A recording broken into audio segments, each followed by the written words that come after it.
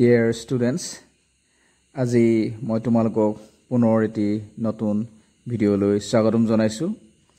আজি আমি ডিসকাস কৰিম কেনেকৈ এফাৰ্মেটিভ সেন্টেন্স এটাক নেগেটিভ আৰু ইন্টাৰগেটিভ কৰা হয়।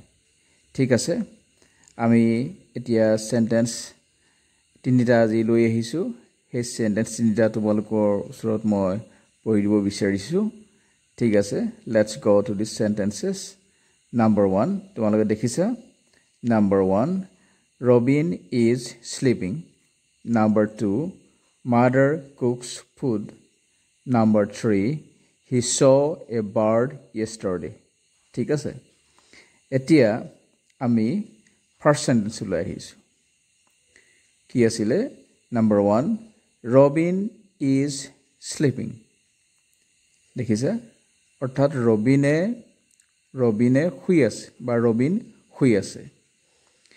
এই সেন্টেন্সটো নেগেটিভ কৰিবলৈ হলে আমি তাৰ যিটো হেল্পিং ভাৰ্ব আছে, হেল্পিং ভাৰ্ব ইজ আছে, ইজৰ পাছত নট এটা লগাই আমি নেগেটিভ কৰিছো। মানে ৰবিন শুই থকা নাই। Robin is not sleeping.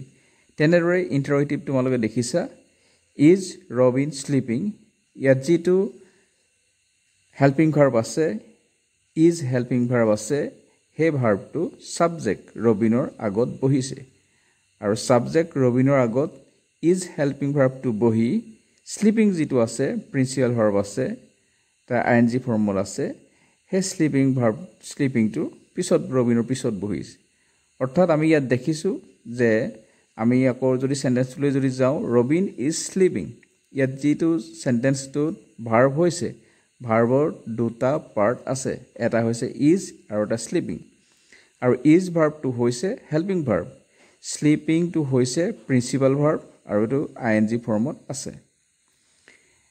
ঠিক তেনেদৰে আমি এতিয়া যদি যাওঁ নেগেটিভটো, যদি যাওঁ নেগেটিভটোত প্ৰথম যিটো হেল্পিং ভাৰ্ব আছে, হেল্পিং ভাৰ্বটোৰ পাছত নটটো লগাই দিছো আৰু স্লিপিং পাছত লিখি দিছো। অৰ্থাৎ ৰবিন ইজ নট স্লিপিং, সেইটো হৈছে নেগেটিভ। আৰু ইন্টাৰগেটিভটো হৈছে ইজ ৰবিন স্লিপিং। ৰবিনৰ আগত ৰবিন যিটো সাবজেক্ট আছে তাৰ আগলৈ আমি ইজটো উলিয়াই লৈ আহিছো আৰু স্লিপিংটো তেনেদৰে লিখি দিছো। অৰ্থাৎ অৰ্থটো হৈছে ৰবিন শুই আছেনে, আৰু নেগেটিভ তাত যিটো আছে ৰবিন ইজ নট স্লিপিং, তাৰ অৰ্থটো হৈছে ৰবিন শুই থকা নাই। আৰু প্ৰথম যিটো আছে, ফাৰ্ষ্ট যিটো আছে এফাৰ্মেটিভ সেন্টেন্স আছে, ৰবিন ইজ স্লিপিং। লগতে মই তোমালোক কৈ থৈ যাব বিচাৰিছো যে এছাৰ্টিভ সেন্টেন্সৰ দুটা টাইপ আছে, এটা হৈছে এফাৰ্মেটিভ, আনটো হৈছে নেগেটিভ। সেইকাৰণে আমি ৰবিন ইজ স্লিপিংটো যদিও এছাৰ্টিভ সেন্টেন্স হয়, আমি কনফিউজনটো আঁতৰ কৰিবৰ কাৰণে বা পাজলটো আঁতৰ কৰিবৰ কাৰণে আমি এফাৰ্মেটিভ বুলি কৈছো। এফাৰ্মেটিভ মানে a kind of an assertive sentence. তাৰপিছত Robin is sleeping, Robin is not sleeping, is Robin sleeping, এইকেইটা হৈ গৈছে। আমি নেক্সটটো লৈ আহিছো। Number 2, mother cooks food. এই সেন্টেন্সটো আমি দেখিছো, মাদাৰ ডজ কুক ফুড, আমি নিজে লিখি লৈছো। নেগেটিভ হৈছে mother does not cook food, interrogative হৈছে ডজ মাদাৰ কুক ফুড। ঠিক আছে, আমি এটা এক্সপ্লেইন কৰিম। আমি প্ৰথমতে যি দেখিলো মাদাৰ কুকছ ফুড, মায়ে আহাৰ বনায় বা সিজায়, ৰান্ধে। সেইটো যিটো কুকছ আছে প্ৰিন্সিপাল যিটো ভাৰ্ব আছে, ভাৰ্বটোক আমি ব্ৰেক কৰিছো, দুটা ভাগত ভাগ কৰিছো, দুটা পাৰ্টত ভাগ কৰিছো। Mother does cook, cooks is equal to does cook. এই ডজটো হৈছে এমফেটিক ডু বুলি কোৱা হয়।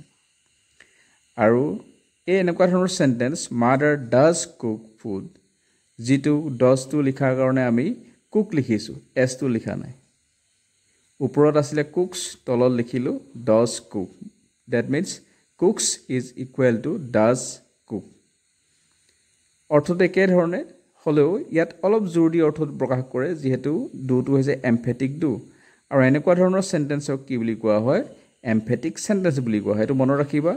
মাদাৰ ডাজ কুক ফুডটো হৈছে এটা এমফেটিক সেন্টেন্সৰ এক্সাম্পল।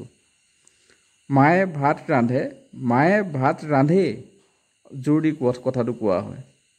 মিনিংটো তেনেদৰে এতিয়া ঠিক আমি যদি নিগেটিভ যদি কৰোঁ আমাৰ নিজৰ সুবিধাৰ কাৰণে আমি ভাঙি লৈছোঁ এতিয়া যেতিয়া আমি নিগেটিভ কৰোঁ তেতিয়া ভাৰ্ব আমি দুটা পাৰ্ট পালোঁ এমফেটিক ডুটো হৈছে এটা ভাৰ্ব গতিকে ইয়াত যিটো ডজ যেতিয়া পালোঁ মাদাৰ ডাজ কুক যিটো পালোঁ এই ডজটোৰ পাছত আমি কি লিখিছোঁ নট লিখিছোঁ নিগেটিভত mother does not cook food মানে এনেকুৱা ধৰণৰ যেতিয়া হেল্পিং ভাৰ্ব যেতিয়া নাথাকিব আগৰ যিটো আছিলে হেল্পিং ভাৰ্ব আছিলে ইয়াত হেল্পিং ভাৰ্ব নাই তেতিয়া ভাৰ্ব এটা আমি বনাই ল'ব লাগিব কুকছৰ পাছততো আমি নট লিখিব নোৱাৰোঁ সেইকাৰণে আমি ডজটো আমি লিখি ল'লোঁ আৰু ডজৰ পাছত নটটো লিখিলোঁ তাৰপিছত কুকছ লিখা নাই কিন্তু কুক লিখিছোঁ মানে ৰুট ফৰ্মত লিখি এইটো ৰুট ফৰ্ম বুলি কোৱা হয় ভাৰ্বৰ ৰুট বা বেছ ফৰ্ম বুলি কোৱা হয় কুক লিখিছোঁ আৰু তাৰপাছত ফুড লিখিছোঁ অৰ্থাৎ নিগেটিভ হৈ গৈছে mother does not cook food মায়ে ভাত নিসিজায় বা নাৰান্ধে আৰু ইণ্টাৰগেটিভত তাৰ যিটো ডজ আছিলে সেই ডজটো এমফেটিক ডজ যিটো আছে এমফেটিক ডু বুলি কোৱা হয়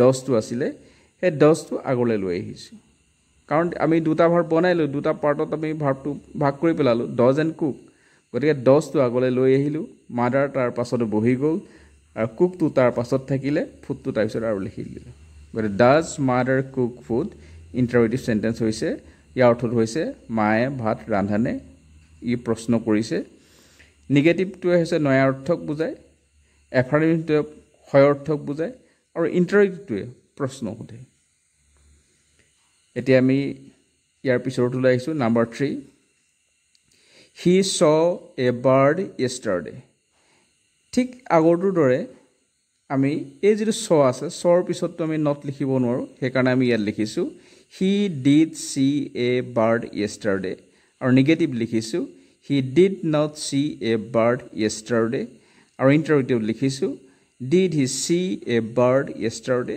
নতুন ইণ্টাৰগেশ্যন লিখিব লাগিব এটা কথা মন কৰিব লাগিব যে ইণ্টাৰগেটিভ চেণ্টেন্সৰ শেষত সদায় আমি নোট অফ ইণ্টাৰগেশ্যন বা কুৱেশ্যন মাৰ্ক লিখিবই লাগিব যদিহে কুৱেশ্যন মাৰ্ক যদি নিলিখোঁ সেইটো আমাক এক্সামিনাৰে মাৰ্কছ নিদিবও পাৰে সেইটো এটা মেজৰ মিষ্টেক চিলি মিষ্টেক নহয় গতিকে let's go' to the sentence he saw a bird yesterday সি কালি এটা চৰাই দেখিছিলে এই চ যিটো ভাৰ্ব আছে চ ভাৰ্বটো আমি দুটা পাৰ্টত আমি ভাগ কৰি পেলালোঁ ডিড চি ডিডটো হৈছে এমফেটিক ডিড মানে এমফেটিক ডুটো ডিড হৈ আছে এমফেটিক ডিড হৈ আছে আৰু চেণ্টেন্সটো কি হৈ গৈছে এটা এমফেটিক চেণ্টেন্স হৈ গৈছে অৰ্থটো প্ৰায় একেই হি চ এ বাৰ্ড য়েষ্টাৰডে সি কালি এটা চৰাই দেখিছিলে he did see a bird yesterday সি কালি এজনী চৰাই দেখিছিলেই এনেকুৱা ধৰণৰ জোৰ দি অৰ্থটো প্ৰকাশ কৰিছে আৰু ইয়াত এমফেটিক চেণ্টেন্সবিলাকত একশ্যনটোৰ ওপৰত জোৰটো দিয়া হৈছে চিটোৰ ওপৰত জোৰটো দিয়া হৈছে ইয়াত হৈছে ডিড চি ইয়াত চি যিটো একশ্যন আছে সেই একশ্যন ৱৰ্ড আছে একশ্যন ৱৰ্ডটোৰ ওপৰত ডিডটোৱে জোৰ প্ৰকাশ কৰিছে এমফেচিছ এমফেটিকটোৰ ক'ৰ পৰা আহিছে এমফেচিছ যি এমফেচিছ দিয়ে জোৰ দিয়ে আচ্ছা তেতিয়া নিগেটিভ আমি লিখিছোঁ he did not see a bird yesterday যেতিয়া আমি লিখিছোঁ চটো আমি লিখিলোঁ ডিড চি আমি আগতে কৈছোঁ যে এমফেটিক ডুটো যেতিয়া আমি ব্যৱহাৰ কৰোঁ তাৰ পাছৰ যিটো প্ৰিন্সিপাল ভাৰ্ব থাকে সেইটো ৰুট বা বেছ ফৰ্মত লিখা হয় আৰু চিটো হৈছে ৰুট বা বেছ ফৰ্ম গতিকে আমি নিগেটিভ হৈছে he did not see a bird yesterday সি কালি এটা চৰাই দেখা নাছিলে ইয়াত যিটো ডিড হৈছে ডিডটোৰ পাছতে আমি নটটো লগাই দিছোঁ আগতে ঠিক যেনেদৰে এমফেটিক আগতে আছিলে ডজ আছিলে ডজটোৰ পাছত আমি নট লগাইছিলোঁ ঠিক তেনেদৰে ডিডৰ পাছত নটটো লগাই দিলোঁ he did not see a bird yesterday আৰু ইণ্টাৰগেটিভত হৈছে ডিডটো আগলৈ লৈ আহিলোঁ সিটো তাৰ পাছত বহি গ'ল চিটো তাৰ পাছত আছে a bird yesterday did he see a bird yesterday অৰ্থাৎ সি কালি এটা চৰাই দেখিছিলেনে এতিয়া ঠিক তোমালোকে ধৰিব পাৰিছা এইবিলাক খুব বেছিক গ্ৰামাৰ এইবিলাক জানিব লাগে কিন্তু এইবিলাক নজনাকৈ ইংৰাজী শিকাটো খুবেই জটিল তলৰ লেভেলৰ পৰা যদি ভালদৰে আমি যদি শিকি যদি যাওঁ তেতিয়াহ'লে ইংৰাজী ভাষাটো বা ইংলিছ লেংগুৱেজটো আমাৰ কাৰণে সহজ হৈ পৰিব আৰু এই চেণ্টেন্সবিলাকৰ জ্ঞান যদি আমাৰ যদি নাথাকে আমি এটা কুৱেশ্যনটো একৰ্ডিং টু কুৱেশ্যন আমি এনচাৰ এটা বনাব নোৱাৰোঁ কাৰণ এটা কুৱেশ্যন এটাৰ আমি টেন্সটো উলিয়াবলৈ হ'লে বা লিখিবলৈ হ'লে শুদ্ধৰ ওপৰত লিখিবলৈ হ'লে তেতিয়াহ'লে আমি এই যদি ইণ্টাৰচেঞ্চ যিটো চেণ্টেন্সবিলাকৰ ইণ্টাৰচেঞ্চ এইটো আমি ভালদৰে জানি ল'ব লাগিব এটা চেণ্টেন্স কেনেদৰে নিগেটিভ কৰে কেনেদৰে ইণ্টাৰগেটিভ কৰে ঠিক আছে আজিলৈ আমি ইমানে আলোচনা কৰিলোঁ আৰু ভিডিঅ'টো লাইক কৰিবা বন্ধু বান্ধৱীৰ লগত শ্বেয়াৰ কৰিবা আৰু এনেকুৱা ধৰণৰ ভিডিঅ' পাই থাকিবৰ কাৰণে চেনেলটো ছাবস্ক্ৰাইব কৰি ল'বা থ্যাংক ইউ